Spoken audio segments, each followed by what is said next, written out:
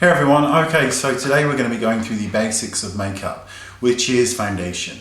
Now, how you go about finding the right foundation for you really depends on your skin type, your skin color, the undertones, and where you match it. Some people like to match it to their neck, some people like to match it to their chest. It's entirely up to you. There is no wrong or right way to do it, whatever works best for you. In this tutorial, I'm going to clean my face and show you how to apply makeup, well, the foundation, and I'm going to show you two different ways because I've done lots of videos on it. So I'm going to focus on using a foundation brush on one side, and I'm really going to show you how to use your fingers on another side, because your fingers are such a great tool for makeup. You can massage it in, you can blend it in so beautifully. So let's just make a start. Okay, so I've just primed my skin and I've used Release as a primer for me. Primers are they're a very personal thing. If you have very, very oily skin, very oily, you can use milk and magnesia as a primer. It'll turn the face white, but the foundation will go over it and it will help prolong it. Otherwise, pick a primer that suits you, but try and stick to like. So if you're using a silicone foundation, try and use a silicone primer because your makeup will last longer. I'm going to be using Ellis Faas foundation and I'm going to be using shade 6.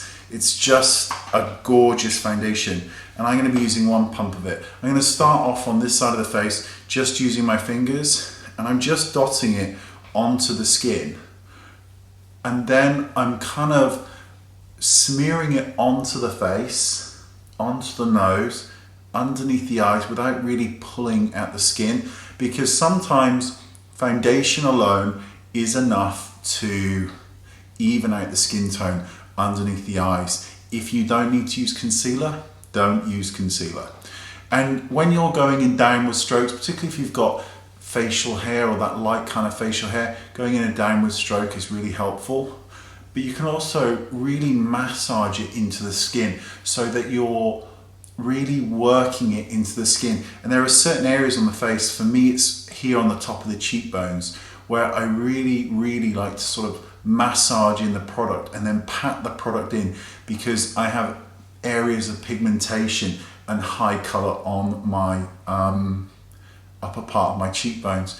You can also take a bit over the eyelid if you have any discoloration, but you could use a primer there. But you can see working it into the skin gives a really gorgeous effect.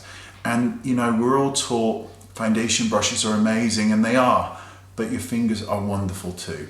So let's use a foundation brush. Regardless of the foundation brush that you use, you will probably go in downward strokes. I'm going to be going in downward strokes, so I'm obviously using my own foundation brush, which is number 1. Go in downward strokes because it lays any foundation onto the face and doesn't kind of clog in the hairs. But if you've got more combination skin or more sort of normal to combination to oily, you can buff it into the face. Take it gently over the eyelid, and right here on the nose you can really buff it in. Really depends on personal preference. Again, you want to be, you're looking at kind of, here's the high color, so I want to stipple it just over this area here. But however you do it, you want your base to be as gorgeous and as flawless as possible. It should look like skin. The foundation that I've chosen, the Ellis Faas one, has a real glow to it without the use of pearls or shimmer or artificial shine. It's just a gorgeous glow. So I pretty much finished with the base. When you don't have a beard, make sure that you've come down here so that everything kind of molds in and blends into one. If you're matching it with your neck, if you've matched it to your chest, then you can bring it some down onto the neck if you need to, or you can use a bronzer to adjust it. But the goal with foundation is not to obliterate the face and to hide every single thing. It's to even out the skin tone so that you get this gorgeous kind of glowing complexion or a matte complexion, whatever you want. But it's to create the base. You are working with the base. I often will put foundation over the lips or use a lip erase so that I can redraw back in easier. But it's up to you. But this is the basics of foundation. And you can see this side was just smoothed in with my fingers. This side was used with a foundation brush. Depends on your preference. But this is the basics for foundation. And now in the next one, we'll move on to concealer because that's the real tricky one. So I'll see you in a minute. Bye-bye. We're going to start with concealer. Concealer should make you look better. If it doesn't make you look better, don't use it, or you're using it wrong. It really depends. If you don't have any dark circles under the eyes, why use concealer if you don't need to? If you're trying to conceal something on your face like a birthmark or acne, you need a concealer that's exactly the same shade as your foundation. Because if you put something light on it, you're going to draw attention to it, which we don't want.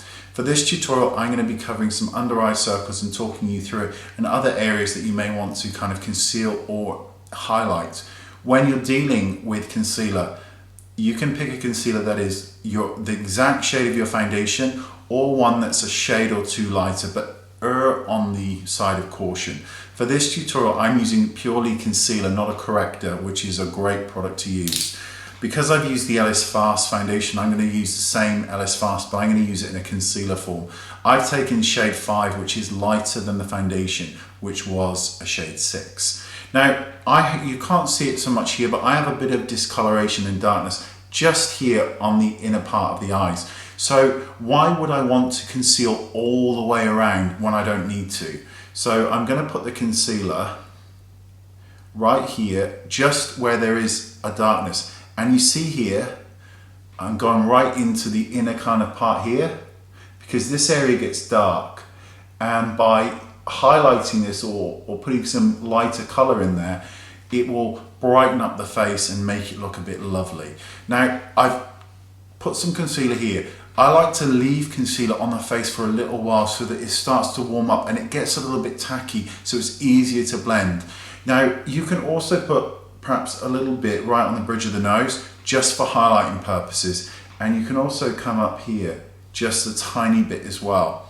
If you have any spots to cover, now is the time to do them. If you have lines down the corner of your mouth, shadows, you can place some concealer into the crease and it will lift it up and give it a better kind of look. Now, I'm just going to blend this now. I'm just cleaning off this concealer. I'm just going to use my fingers because your fingers are your best tool. And you can see I'm patting it in. I'm trying to stay within the discoloration. I'm not trying to bring it out too far other than where there is darkness. And another really nice way is, rather than bringing your concealer too far out, is to bring it down, sort of down here along the sort of sides, just where the bridge of the sort of sides of the nose are, because it gives this inner part of the face a really nice kind of lightening effect. So I'm patting it and I'm bringing it down as well. Sometimes there's discolorations on the outside corner of the eyes. A lot of us get it. I get it. You can put some concealer there. And what I like to do is this patting motion rather than this wipe, because suddenly I can get too much product on. So by patting it and even taking a bit off, I can kind of really just know where I'm putting the foundation, if that makes sense. And don't forget to make sure that you have blended everything in. So concealer here, as you can see, should really brighten and lift the eyes, but it shouldn't be any reverse circles. You don't want that. Again, if your concealer is causing you more problems, don't use it. I have purposely used the Ellis Faas foundation and the concealer because they're so skin friendly. They are expensive, so there's no point pretending that they're not, but they're worth every penny in my opinion.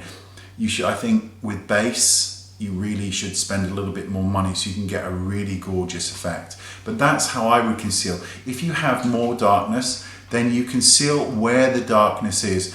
And the more dark you are, the more you really want your concealer to be more towards your skin color, or use a corrector which has a peach or bisque undertone, because that will really brighten. But I don't need any more correcting than this, other than some foundation on the ears, because I get red ears. You don't want a gorgeous face and big old red ears, do you? So don't forget that. But otherwise, we're going to leave this now. We'll move on, and I'm going to show you how to set your makeup properly so that you can achieve either a matte look or a gorgeous dewy finish.